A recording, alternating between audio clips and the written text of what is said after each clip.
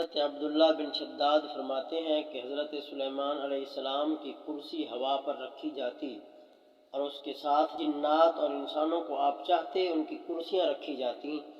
آپ کو پانی کی ضرورت ہوئی لیکن لوگوں کو اس کا علم نہ تھا، چنانچہ آپ نے اس وقت پرندوں کو تلاش کیا تو ہدہد کو نہ پایا۔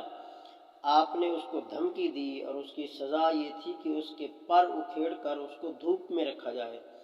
جب وہ آیا تو پرندوں نے اس سے ملاقات کی اور کہا کہ حضرت سلیمان علیہ السلام نے تمہارے لیے سزا کا اعلان کیا ہے۔ ہدہد نے کہا کہ کیا انہوں نے کوئی استثناء کیا ہے؟ وہ کہنے لگے جی ہاں، یہ کہ آپ کوئی عذر بیان کریں، اور اس کا عذر یہ تھا کہ وہ ملکہ سبا کا قصہ دیکھ کر آیا تھا۔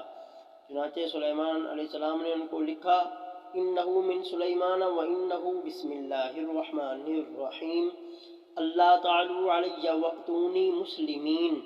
کہتے ہیں کہ بلقیس چلی جب وہ ایک فرس کی مسافت پر تھی تو سلیمان علیہ السلام نے فرمایا ایکم یأتینی بعرشہا قبل ان یأتونی مسلمین قال عفریت من الجن انا آتیک بہ قبل ان تقوم من مقامک وانی علیہ لقوی امین۔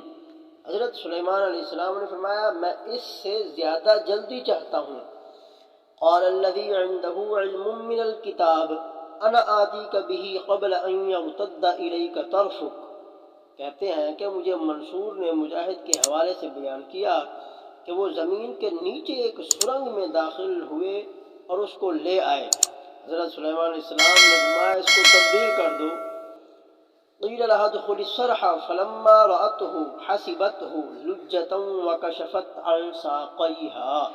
چنانچہ دیکھا وہ بہت بال والی عورت تھی۔ حضرت سلیمان علیہ السلام نے فرمایا کہ اس کو کیا چیز ختم کرے گی؟ لوگوں نے کہا چونا۔ چنانچہ اس وقت چونے کا استعمال ہوا۔